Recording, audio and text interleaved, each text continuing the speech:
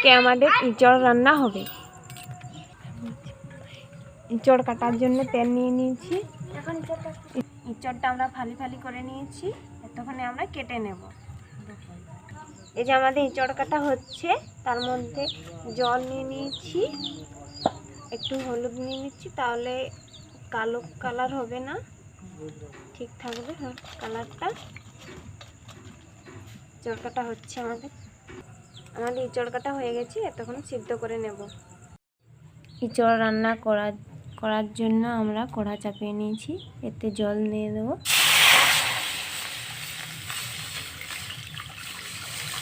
এক মগ জল নিয়ে নিয়েছি, এতক্ষণ ইঁচড়টা ছেড়ে দেবো।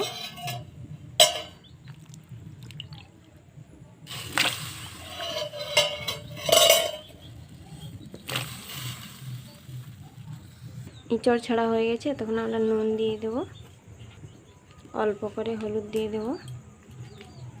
এতক্ষণে ইঁচড়টাকে আমরা ঢাকা দিয়ে দেবো। রসুনটা আমরা ছাড়িয়ে নেব।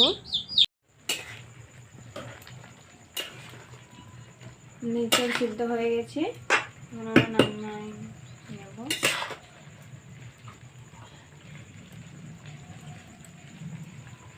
সিদ্ধ হয়ে গেছে, নামিয়ে নিলাম। ইঁচড় রান্না করার জন্য আমরা এখন তেল নিয়ে নিচ্ছি।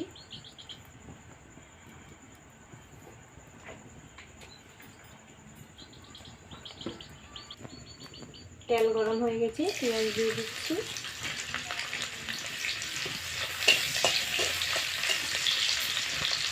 হয়ে গেছে, এখন আমরা আদা রসুন দিয়ে দিচ্ছি।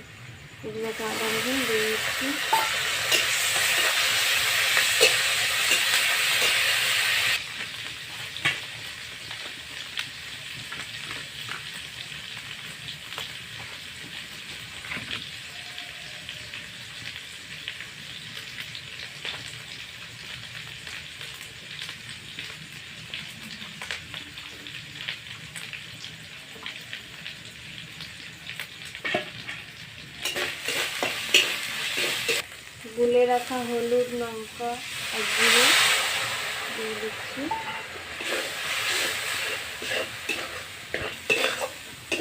মশলা ভাজা হয়ে গেছে, এখন আমরা চিকেনটা দিয়ে দিচ্ছি।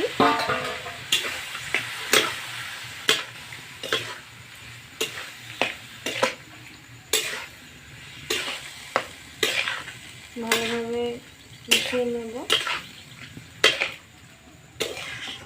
ইঁচড় সিদ্ধ করার সময় আমরা জলের মধ্যে হলুদ দিই না, তারপরে হলুদ দিই। ইঁচড় রান্না হয়ে গেছে, রান্নাটা কেমন লাগলো অবশ্যই জানাবে। এখন ইঁচড়টা নামিয়ে নেব।